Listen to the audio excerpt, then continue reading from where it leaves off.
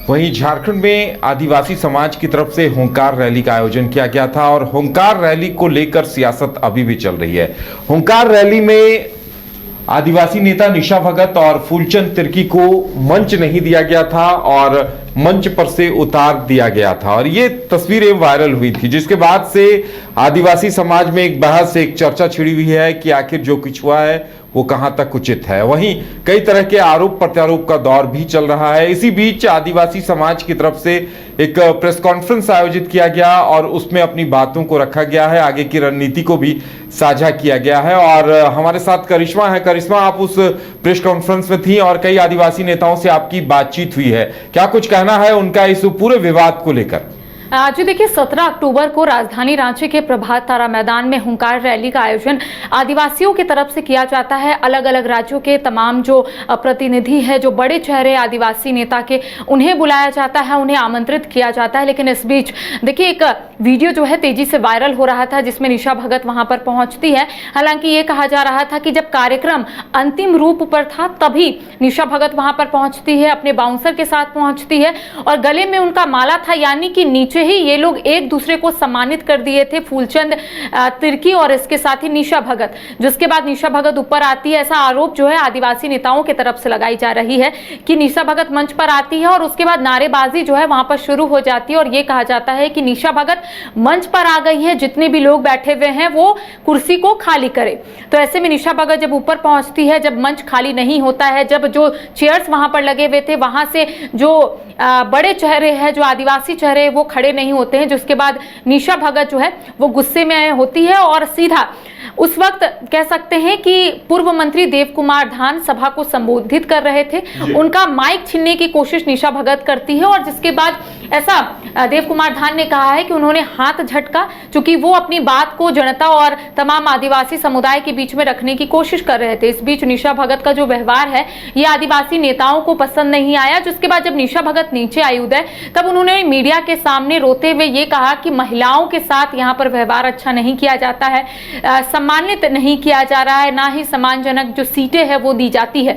जिसके बाद आज देखिए प्रेस वार्ता रखी गई, समीक्षा की गई कि आखिर कितना सफल रहा। हालांकि तमाम जो आदिवासी समुदाय के नेता है उनका कहना है कि काफी सफल रहा है ये कार्यक्रम, लेकिन कई असामाजिक तत्व की तरफ से कहीं ना कहीं भटकाने की कोशिश की जा रही थी इस पूरे कार्यक्रम को। क्योंकि निशा भगत का एक बयान सामने आता है उदय, और उनका कहना होता है कि सरना ईसाई, यानी कि उन्होंने कन्वर्टेड ईसाई और सरना का नाम लिया था। जिसके बाद वहां पर तमाम जो आदिवासी समाज के नेता है उनका कहना है कि मामला किस चीज को लेकर है, ये आंदोलन किस चीज को लेकर है, ये निशा भगत को पता नहीं है और निशा भगत यहाँ पर सरना और ईसाई धर्म को लेकर बात कह रही है। तो उनका कहना है कि अब निशा भगत जिस तरीके से व्यवहार की है अपने समाज के लोगों के बीच में, जिस तरीके से उन्होंने अपनी बात को रखा है, लोगों के साथ उन्होंने अच्छा व्यवहार नहीं किया है, तो अब उन्हें इस संगठन में नहीं रखा जाएगा। अगर उन्हें स्वतंत्र तरीके से अपनी बात रखनी है तो वो गुमला या फिर कहीं और जाए और अपनी बात को रखे, लेकिन अब संगठन में उनकी कोई जगह नहीं है।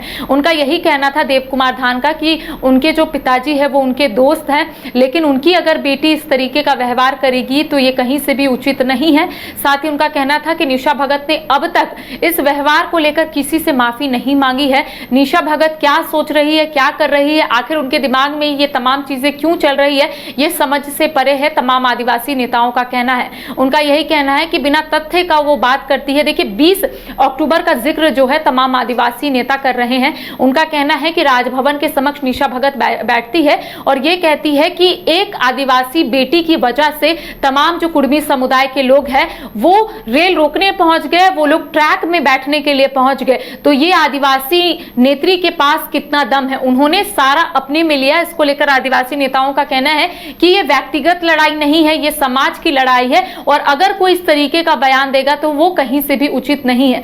जिसको लेकर आज उन्होंने संदेश दिया है कि निशा भगत अब इस संगठन में नहीं है, अगर वो स्वतंत्र तरीके से अपनी बात उठाना चाहती है तो वो उठा सकती है। बिल्कुल करिश्मा, यानी निशा भगत को लेकर एक तरह से कहा जा सकता है कि आदिवासी समाज या इस संगठन ने एक सख्त एक्शन लिया है। जी जाहिर तौर पर, क्योंकि उनका कहना है कि अलग अलग संगठन के तमाम जो नेता है उस दिन पहुंचे थे हुंकार महारैली में और सभी के साथ उन्होंने व्यवहार गलत किया है, यानी कि सभी को चेयर से उठाने का उन्होंने प्रयास किया। जब कोई नहीं उठे तो उसके बाद बाउंसर को कहने पर, यानी कि जो बाउंसर ऊपर पहुंचे थे उन्हें एक इशारा दिया गया कि तमाम जो लोग वहां पर बैठे हैं उन्हें उठाया जाए, क्योंकि निशा भगत बैठना चाहती है। और इस बीच निशा भगत को जब जगह नहीं मिली तो निशा भगत सीधा पूर्व मंत्री देव कुमार धान के पास पहुंची और माइक को छीनने की कोशिश की। तो देखिए यहाँ पर उनका कहना है कि ये तमाम आदिवासी समुदाय के लोग आहत है जिस तरीके से वो व्यवहार की हैं। किसी के साथ, अगर किसी समाज के साथ ये इस तरीके का व्यवहार करेगी तो ये कहीं से भी उचित नहीं है। जिस समाज के साथ वो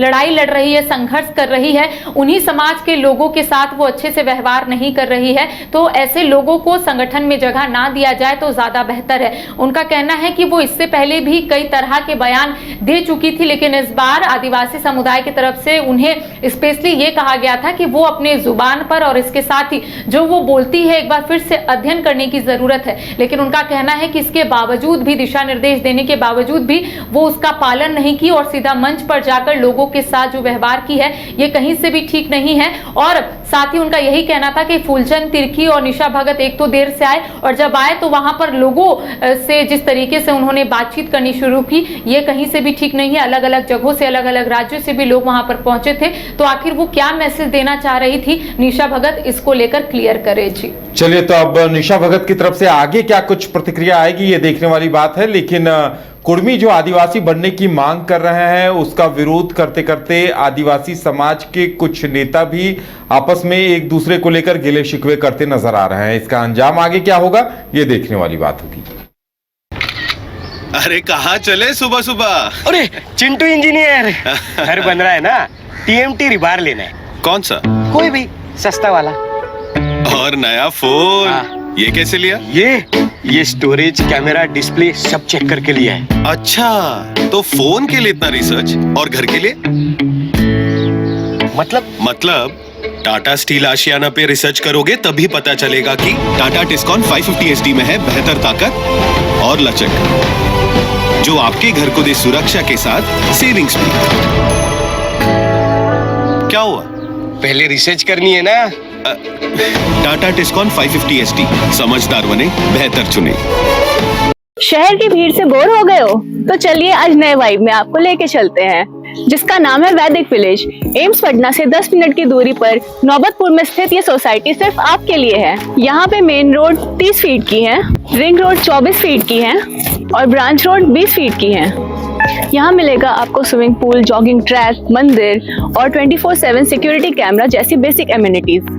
शांति और सुकून से भरा प्लॉट चाहिए तो सोचना बंद करो, अभी कॉल करो नीचे दिए हुए नंबर पे। घर रहने का मकान भर नहीं, ये खुशियों की तिजोरी है। दरवाजे पर दस्तक देता पड़ोस, खिड़कियों से उमड़ आता आसमां, तारों में उलझी ऐसी ना जाने कितनी दास्तां। कहती हैं चले डायमंड सिटी, एक सफर हम सफर के साथ अपने घर तक। Diamond city, life long bonding, 500 से ज्यादा खुशहाल डायमंड परिवार। जल्दी करें, सिर्फ 200 फ्लैट बाकी। आज ही बुक करें अपना आशियाना।